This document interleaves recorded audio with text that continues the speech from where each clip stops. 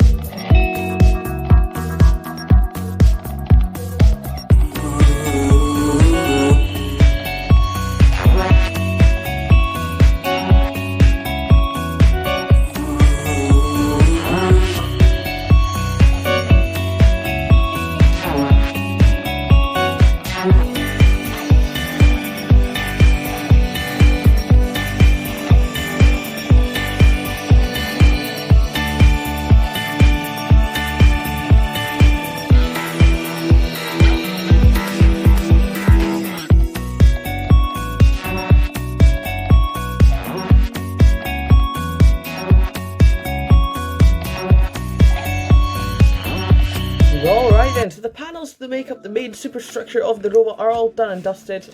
So now we're going to assemble these. So first of all, you're going to take your base plate. All right, and let's do this now. So you're going to get yourself a piece of sellotape to the front here, and since the front panel is being covered by the main wedge, I've just done this grey. You could even lay this, have this blank, but in the possibility that the wedge does happen to get ripped off in combat, it would look cool just have a grey piece instead of a blank piece here, but you're probably never going to see this really.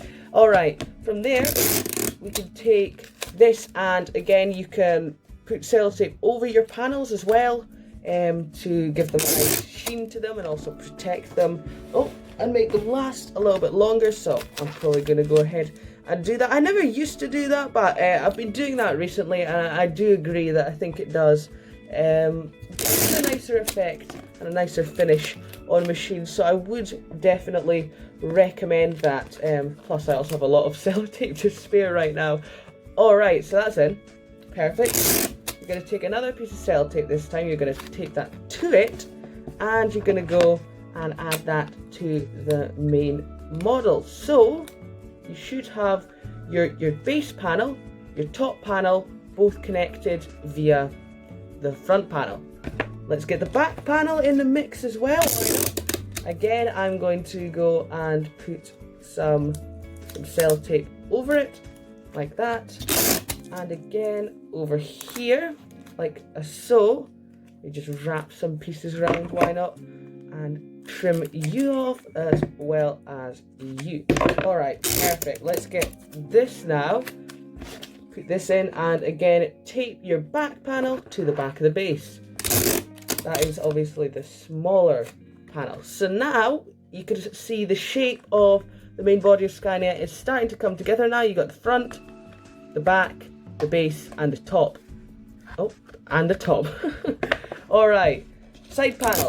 Very simple again. Do the same thing I've kept telling you, and you should be fine. I mean, it's basically self-explanatory at this point in time, but I'll just go ahead and do it with you again, because why not? You could obviously take a bit more care at doing this. I'm just kind of doing it for speed, just to show a little bit, just make it a little bit shorter, the process here. Alright, now you may find a little bit of excess on this, potentially a centimetre of excess. Just trim that off, it's totally fine. And again, attach your side panels. I've decided to make these, I think I've got like a turquoisey colour here. I'm not sure if they're turquoise because I couldn't really see it, but you know, I like to put my own twist on different models, just to make it look like, oh, that's not just a clone of whoever's model, that's RCM's version of their model. You know, I like to make mine a little bit easier to distinguish and stuff like that. So you can see, obviously, my virus doesn't obviously look like the bot builder's virus, because one for virus is made out of K'NEX, and my virus is made out of cardboard. But again, you can see, actually, carnivore is another bad example because that's also made out of K'NEX. But with Plan B, it looks slightly different to the bot builders and whatnot. Just a little bit of differentiation. And Rhino, which is being built for Model Wars Series 2, also looks very different to Rhino from Robot Wars Omega. Mainly because Rhino from Robot Wars Omega is made out of Lego. Yeah, I'm picking really bad examples here of comparison. But never mind. Anyway, we're just about done putting in these panels for the body in. Done this one a little bit too tight. Maybe loosen that one up slightly. Perfect. And again, pop you in like so. Trim off any excess. Wonderful. And just tape together. And done. Alright, so you got yourself your main Skynet base. Very, very sturdy, this one. You can hear that. Alright then. So the wedge, you want to line this up perfectly, so that the kind of the bottom angled bits here are lined up with the sides of the base. And you're just going to take your tape. You're going to go down here, tape it to the base, like that. So you got that. You're going to take a smaller piece here, and in the middle, the 2 centimetre wide section there, you're going to tape that down so it's nice and secure now. And you are also potentially going to want to do this on the sides as well. So let's see, we'll get the top in like that. And I might just do another one on the top. I think that should be fine to secure. And I mean, it would look kind of cool if it did pop out on battle. So I'm not incredibly fussed. But I'd say that'll be more certainly secure for most of the time. Anyway, we're going to get onto the wedge now. I'm going to make the main wedge bit, and I can show you how to do that.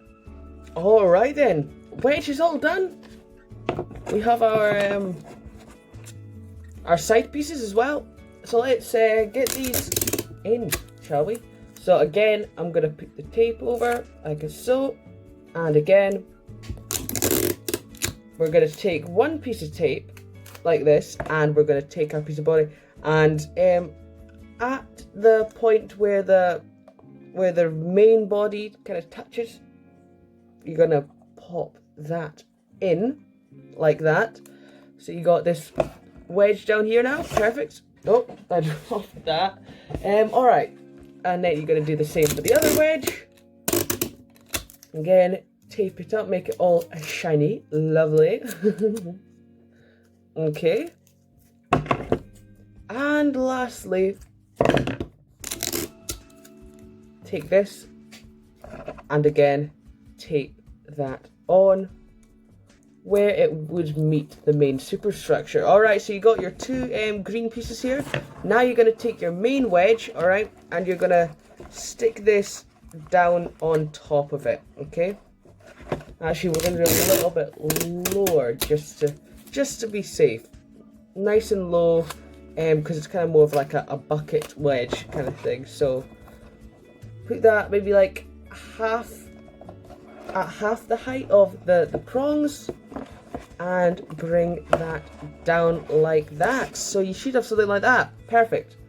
Alright, so from there we can secure this, and we can flip the robot over, and we can attach this over. You can potentially put a base panel underneath this, but I think I'm just going to leave it as is, because I don't think that's really going to affect the robot too much. So we're going to do that, stick that on, and bada bing, bada boom, you got yourself a nice Skynet wedge. Awesome, this thing's starting to look very, very nice now. Now the last thing we need to do is we need to get this saw. Alright then, so once we've got our panels cut out, this is the spinner arm and the spinning disc. What I'm going to do first is I'm going to colour in the spinning arm our turquoise colour, like that. So we'll just quickly go ahead and colour this in, if you bear with me for a second. And then on the back, we are going to go and put some silver tape on it, and we're going to put some silver tape on the disc as well, on both sides. Okay, so get our silver tape. I'm going to cut off a piece. Basically what this is, it's kind of cool. It's almost like a thin sheet of metal stuck to a piece of paper, so you peel the metal off the back and you get that, which is kind of cool. I think I'm going to trim this again slightly. And we're going to do this one for our spinning disc, and we're just going to fold that over like that. Perfect. And then we can cut around that. Perfect. Okay, so cut around that like so. And if we could get this in. Perfect. Alright, so we've got the spinner done. And now we can do a little bit more here. And we can put this on our spinner arm.